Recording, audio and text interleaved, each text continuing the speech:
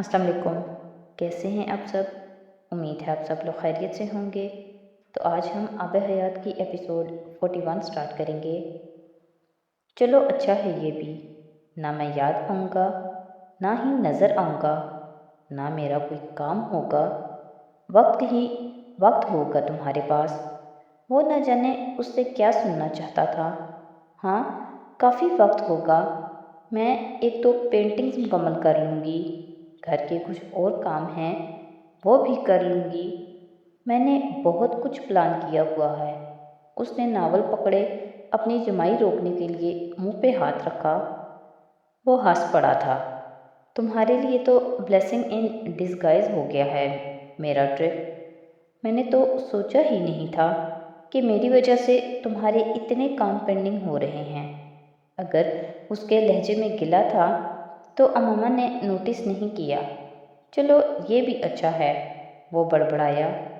Visa لگا ہوتا تو میں تمہیں ساتھ لے جاتا۔ اسے پھر کچھ خیال آیا تھا۔ تم پریشان مت ہو، میں یہاں پہ بالکل ٹھیک رہوں گی۔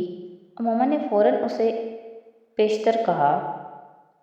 سالار جواب دینے کی بجائے چپ چاپ اسے دیکھتا رہا۔ کیا دیکھ رہی ہو؟ امامہ اسے دیکھ کر مسکرائی۔ تمہارا اطمینان۔ میں فلمی ہیروئنز کی طرح ڈائیلاگ نہیں بول سکتی۔ صرف فلمی ہیروئنز ہی ڈائیلاگ بولتی ہیں؟ نہیں، ہیرو بھی بولتے ہیں۔ وہ اطمینان سے ہنسی۔ سالار مسکرایا تک نہیں تھا، وہ پھر سنجیدہ ہو گئی۔ مت جاؤ پھر، اگر اتنا مس کر رہے ہو تو۔ اس نے جیسے اسے چیلنج کیا۔ پیار سے کہتی تو نہ جاتا، لیکن میں تمہارا کوئی چیلنج قبول نہیں کروں گا۔ مجھے تم سے ہار پسند ہے۔ وہ ہنسی۔ تم بات بدل رہے ہو۔ نہیں، خود کو تسلی دے رہا ہوں۔ چلو آؤ تمہیں کافی پلوا کر لاؤں۔ وہ یکدم بستر سے اٹھ کر بولا۔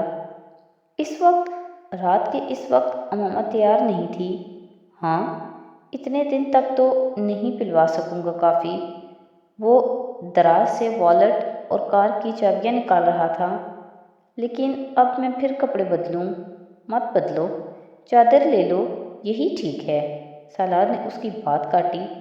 وہ اب سیل فون اٹھا رہا تھا۔ فورٹریس سے کافی پینے کے بعد وہ بے مقصد اسٹیڈیم کے گرد ڈرائیو کرتا رہا۔ اب گھر چلیں، تمہیں آرام کرنا چاہیے۔ امامہ کو اچانک خیال آیا۔ میں پلین میں آرام کروں گا۔ امامہ کی سمجھ میں نہیں آ رہا تھا کہ وہ اتنا سنجیدہ اور گہری سوچ میں کیوں ڈوبا ہوا ہے۔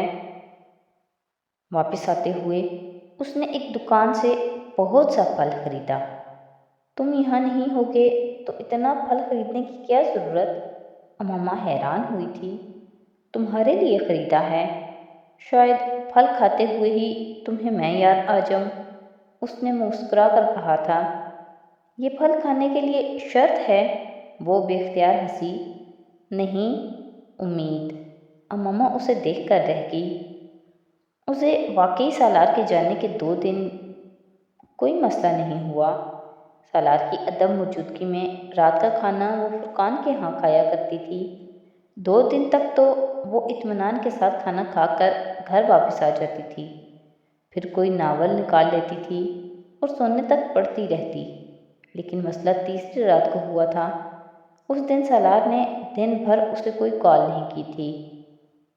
وہ اتنے مہینوں میں یہ پہلا دن تھا۔ اس طرح سے نہ میسج نہ کوئی ای میل آئی تھی۔ وہ پچھلی رات سے بہت مصروف تھا۔ اس نے اسے پہلے ہی بتا دیا تھا کہ شاید اگلے چند دن وہ اس سے بات نہ کر سکے۔ وہ اس رات فرقان کے ہاں کھانے پہ نہیں گئی، اس کی بھوک غائب ہو گئی تھی۔ اس دن اس نے کمپیوٹر مسلسل آن رکھا ہوا تھا، اس آس میں کہ شاید وہ اسے کوئی ای میل کر دے۔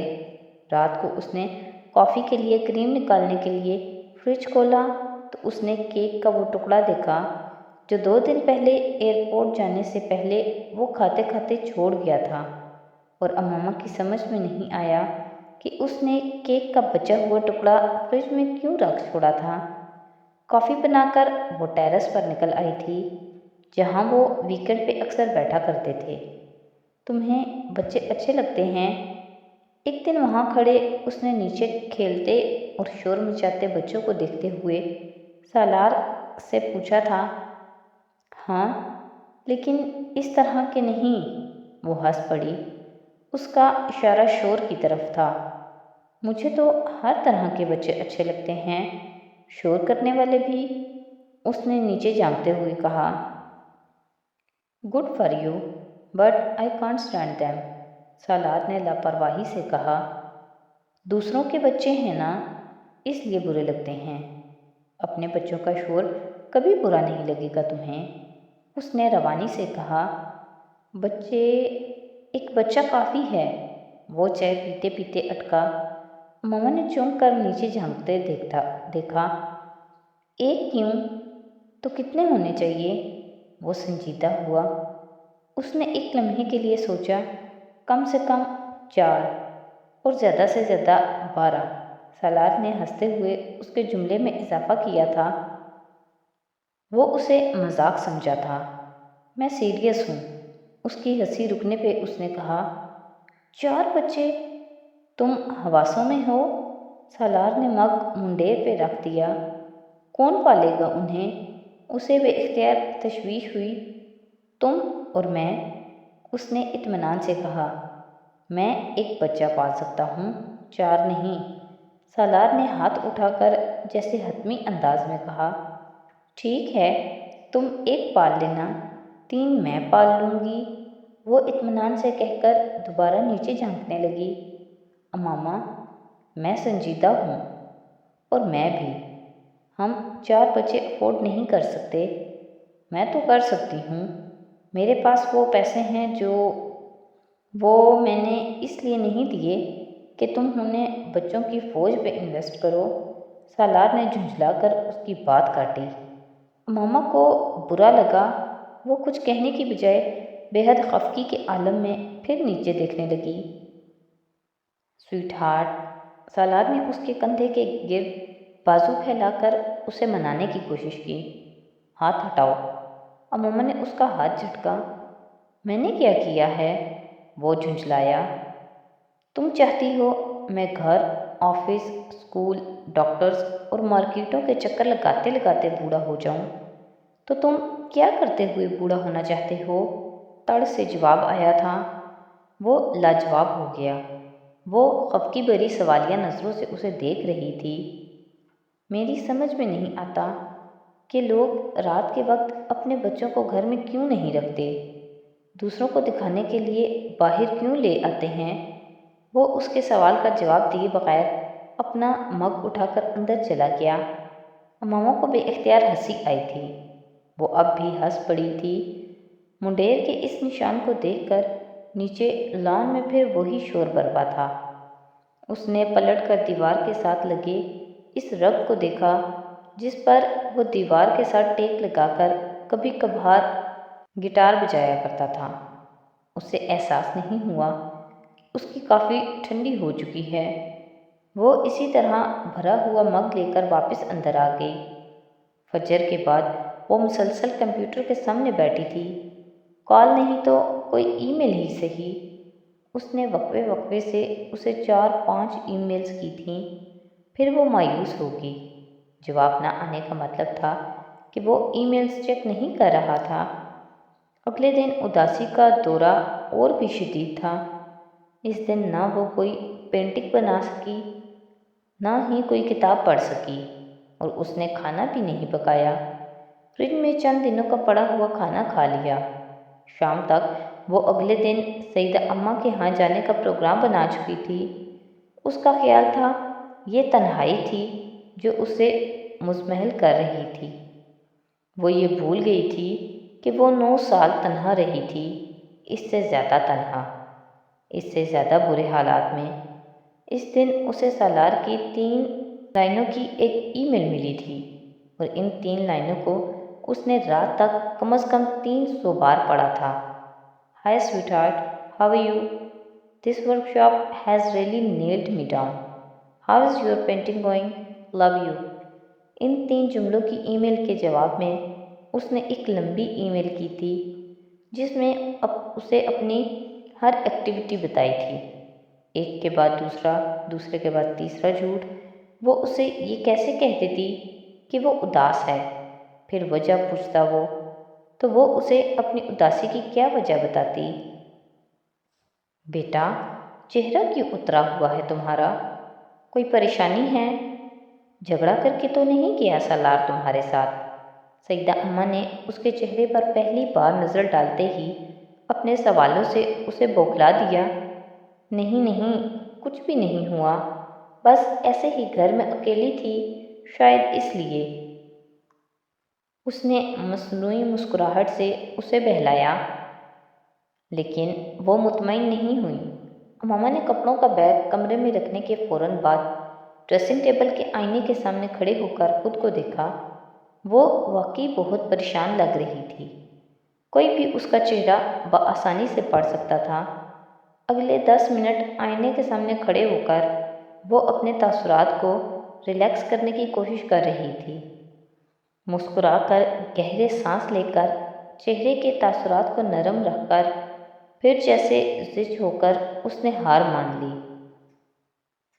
جہنم میں جائے، اب لگتی ہوں پریشان تو کیا کروں، کتنا مسکراؤں میں؟ پھر وہ باہر نکل آئی۔ سونا یہاں بھی مشکل تھا، اداسی یہاں بھی ویسی ہی تھی۔ اتنی چپ تو تم پہلے کبھی نہیں رہی تھی بیٹا، اب کیا ہو گیا ہے تمہیں؟ اگلی شام تک سیدہ اماں یقینی طور پہ فکر مند ہو گئی تھیں، حالانکہ اس دن صبح سالار سے اس کی بات بھی ہوئی تھی۔ تم سالار کے ساتھ خوش تو ہو نا؟ وہ تشویش سے پوچھ رہی تھیں اور وہ ان کا چہرہ دیکھنے لگی۔ اداسی بری طرح بڑی تھی۔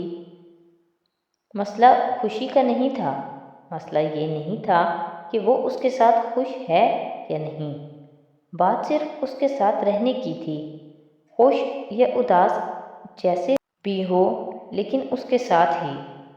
اس نے سیدہ اماں کو جواب دینے کی بجائے موضوع بدل دیا۔ وہ 2 دن وہاں رہ کر پھر اسی بے چینی کے عالم میں واپس آئی تھی۔ لیکن تم نے تو کہا تھا کہ تم میرے آنے تک وہیں رہو گی۔ سالار اس کی واپسی پر حیران ہوا۔ میری مرضی، وہ کچھ اور کہنا چاہتی تھی، لیکن معلوم نہیں اس نے یہ کیوں کہا۔ اوکے، وہ جواب پر حیران ہوا تھا۔ مجھے نیو یارک سے ورکشاپ ختم ہونے کے بعد یہیں سے 2 ہفتے کے لیے کینیڈا جانا ہے۔ سالار نے اسے اگلی خبر سنائی۔ کیا مطلب؟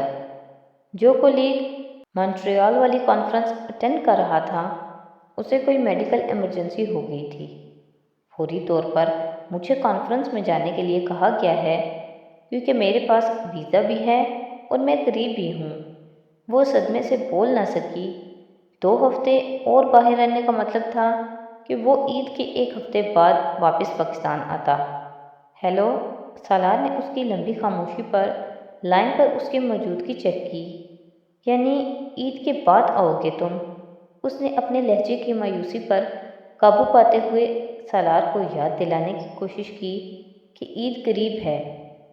ہاں، یک حرفی جواب آیا تھا۔